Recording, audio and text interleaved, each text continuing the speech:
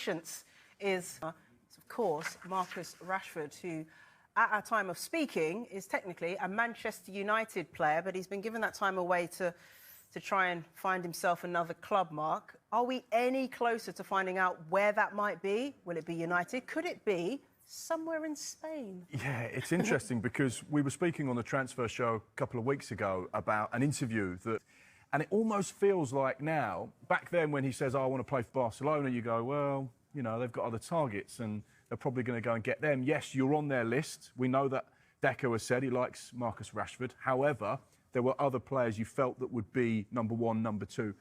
But now things have fallen almost into place. We know that Nico Williams has signed that bumper contract at Athletic Club. He's going nowhere until 2035 as things stand. And we know that Liverpool have rebuffed any interest in Luis Díaz. So therefore, it leaves Marcus Rashford, who feels like now the number one target for Barcelona. We know that they have to be very creative and clever financially. Our colleagues Sky in Italy have said that Barcelona are prepared to go all in to get Marcus Rashford. In terms of his personal situation, very similar to some of the other players, he's been given more time to rest whilst this gets sorted out. However, he has opted to say, no, I need to be ready for the new season. He is at Carrington. He is training in his own training regime. I think the biggest stumbling block here is going to be the wages he's on and what Barcelona can afford to pay Manchester United, and whether Manchester United are prepared to pay a healthy chunk of what he's currently on, which is rumoured to be around £300,000 to £350,000 a week. So you get the feeling it's a deal that's edging closer and looks more likely than it did a couple of weeks ago. But I think the finances at play here may make this one a tricky one to get done quickly. Yeah, you mentioned his training, and he obviously released that video earlier today of him pushing the weights and looking fit and athletic. Is that just an innocent post, or is that him saying, sending out a message to potential clubs?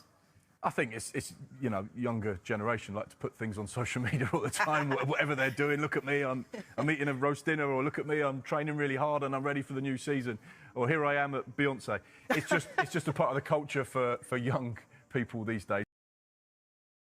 Manchester United have made Bryan Mbeumo a top priority as they aim to fix their goal-scoring issues this summer. The 25-year-old Brentford forward had a phenomenal season, bagging 20 goals across all competitions, and Ruben Amorim sees him as a key solution to United's attacking problems. But getting him to Old Trafford hasn't been easy. United have already had 2 bids rejected by Brentford, who are holding firm on their £63 million valuation. Despite the setbacks, the Red Devils remain determined to land him before their US pre-season tour kicks off. Tottenham Hotspur were also monitoring the situation and reportedly showed interest in Bumo. But according to sources close to the player, the Cameroonian is prioritising a move to Manchester United over Spurs. That's a huge boost for Amorim's side, but the story doesn't end there. Now here's where things get even more complicated. Nottingham Forest have made a fresh bid for Yoane Wissa, Bumo's teammate at Brentford. Forest are eyeing Wissa as a replacement for Anthony Elanga, who's reportedly close to joining Newcastle. If Wissa leaves, Brentford could suddenly find themselves short in attack, and that could force them to increase their asking price from Bumo. That's bad news for United, who are already negotiating in difficult territory.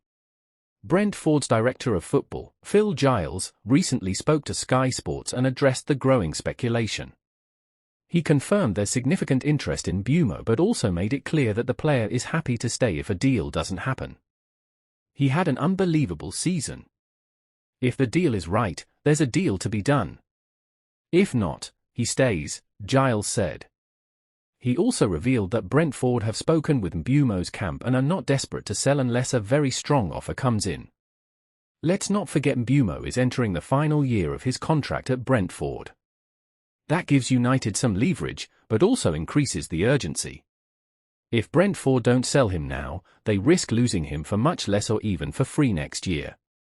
With Forest's pursuit of Wissa heating up and pre-season looming, United may have to act fast and decisively if they want to secure Mbeumo before the situation escalates.